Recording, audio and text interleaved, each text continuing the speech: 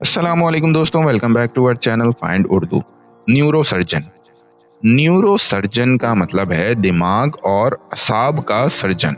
Neurosurgeon एक doctor होता है जो दिमाग, स्पाइनल कॉर्ड और नर्वस सिस्टम की सर्जरी करता है।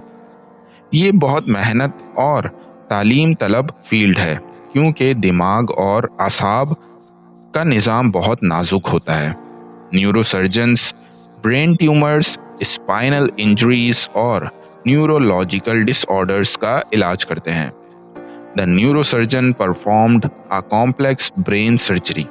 न्यूरोसर्जन ने एक मुश्किल दिमाग की सर्जरी अंजाम दी। तो दोस्तों, न्यूरोसर्जन एक डॉक्टर होता है जो दिमाग और आसाब की सर्जरी का माहिर होता है और ब्रेन डिसऑर्डर्स और स्पाइनल इंजरीज का इलाज करता है।